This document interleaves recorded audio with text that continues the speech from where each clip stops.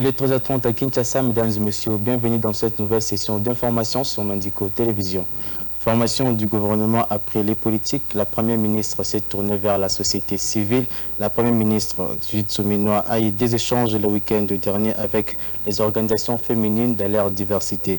Les femmes ont fait plusieurs propositions à la chef de l'exécution nationale dans l'objectif de la pousser à former un gouvernement qui va éviter les erreurs du passé. Les détails dans cet élément.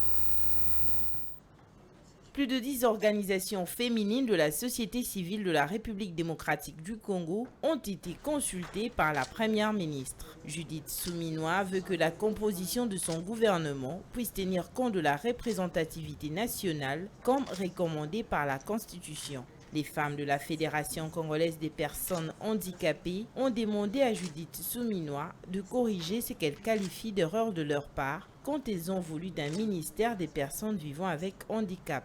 Selon elle, créer un tel ministère et en faire une exclusivité des handicapés dans la direction est une erreur qu'il faut corriger car c'est discriminatoire. Nous voulions que les personnes vivant avec handicap soient dans toutes les structures de la République et nous avons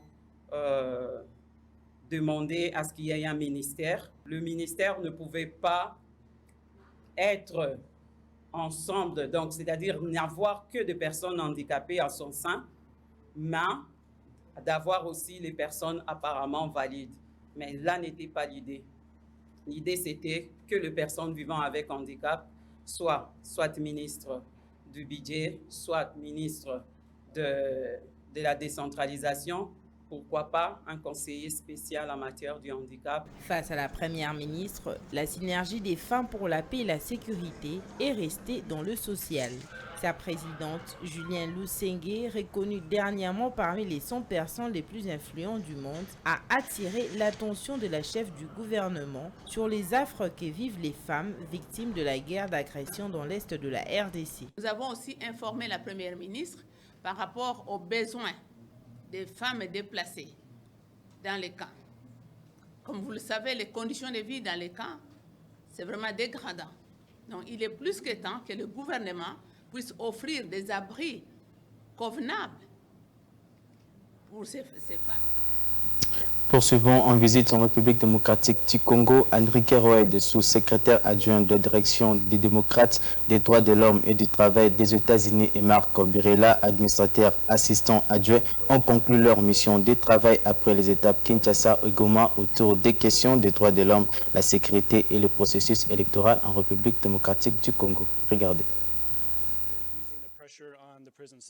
Enrique Roig, sous-secrétaire adjoint à la direction de la démocratie, des droits de l'homme et du travail des États-Unis, et Marc Bilera, administrateur assistant adjoint intérimaire de l'USAID, ont conclu une mission de travail en République démocratique du Congo avec des étapes à Goma et Kinshasa. Durant leur séjour, ils ont rencontré les autorités congolaises, les victimes de violences et de membres de la société civile pour discuter des enjeux actuels, notamment la protection des civils et le respect des droits humains dans les régions conflictuelles de l'Est. Ils ont également abordé les récents processus électoraux en RDC. C'était une réussite phénoménale d'organiser ces élections dans un pays de cette taille en période de pluie, tout en reconnaissant les défis et les opportunités d'amélioration pour le scrutin futur. Le gouvernement américain avait précédemment exprimé des félicitations à Félix Tshisekedi pour sa réélection, tout en mettant en avant des préoccupations relatives à des incidents de fraude et de corruption. Matthew Miller, porte-parole du département d'État, avait insisté sur la nécessité pour la CENI d'améliorer la transparence et pour les autorités congolaises de réexaminer les processus électoraux. Enrique Roig et Marc Bilera ont également évalué l'impact de la crise sécuritaire exacerbée par le conflit avec les M23 soutenus par le Rwanda et ont réitéré l'importance de protéger les civils et de respecter les droits humains. À l'ONU, les États-Unis ont récemment accentué leurs critiques contre le régime de Paul Kagame, appelant à un engagement direct pour garantir la sécurité dans la région. Par ailleurs, des sanctions ont été imposées et des actions clés impliquées dans le conflit en RDC. Autre chose à présent, processus électoral en République démocratique du Congo, la publication des arrêts de la Cour constitutionnelle toujours attendue alors qu'initialement prévu pour le 18 avril 2024. Ces retards constituent une incertitude parmi les candidats aux législatives du 20 décembre 2023.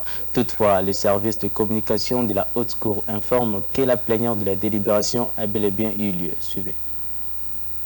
Plusieurs arrêts de la Cour constitutionnelle, initialement attendus pour le jeudi 18 avril 2024, n'ont toujours pas été prononcés, suscitant une attente et une incertitude parmi les candidats aux élections des députés nationaux. Lors d'une audience publique le lundi 15 avril, la Cour avait examiné 134 requêtes portant sur des corrections d'erreurs matérielles contenu dans les décisions rendues le 12 mars suite à des contentieux électoraux. Les présidents de la Cour, Dieudonné Kamuleta, avaient indiqué que les décisions finales seraient prises rapidement, promettant un verdict pour le 18 avril. Toutefois, le service des communications de la Haute Cour ont informé que bien que la plénière de délibération ait eu lieu, il reste à fixer la date de l'audience durant laquelle le juge annonceront les arrêts. La situation affecte particulièrement le candidat invalidé par des décisions précédentes de la Cour qui avait fait appel pour corriger les erreurs jugées préjudiciables à leurs résultats. Certains parmi eux soutiennent qu'ils ont été invalidés bien que leur élection n'ait fait l'objet d'aucune contestation directe par leurs adversaires. La prolongation de cette incertitude juridique soulève des questions sur l'efficacité et la transparence du processus judiciaire en République démocratique du Congo en période électorale, un pays où la stabilité politique est souvent mise à l'épreuve par des tensions électorales. Et pour boucler ces 13h30, élection du bureau définitif de l'Assemblée provinciale de Kinshasa a eu lieu le week-end dernier. Lévi Mbuta Sangupata est élu président de l'organe délibérant de la capitale, élu avec 23 voix sur les 43 votants. Cet élu de Kimbanseke pour les comptes des 4 AC a promis de faire de l'APK cette institution de proximité au service du peuple et du contrôle de l'exécutif provincial. Quant à lui, là, il était pour les comptes de Mandiko Télévision. Député, élu légitime du peuple quinois et chers collègues. Le député provincial Lévi Mbuta de 4 AC est élu président du bureau définitif de l'Assemblée provinciale de Kinshasa le samedi 20 avril 2024. L'élu de Kimbanseke a obtenu 23 voix sur les 43 votants. Germaine Chinyama de l'ANB est élue vice-présidente. André Kongolo de l'AFDC, élu rapporteur, Clovis Samba du MLC, élu rapporteur adjoint, et Socrate Moubengaï de l'UDPS Tshisekedi est élu questeur. 43 des 48 députés provinciaux ont pris part à ces votes lors de cette plénière présidée par le premier secrétaire du bureau d'âge, Daniel Iyeli. Durant l'exercice de ses fonctions comme numéro 1 de l'Assemblée provinciale de Kinshasa, l'élu de Kimbanseke promet de faire de cet organe délibérant une institution de proximité au service du peuple.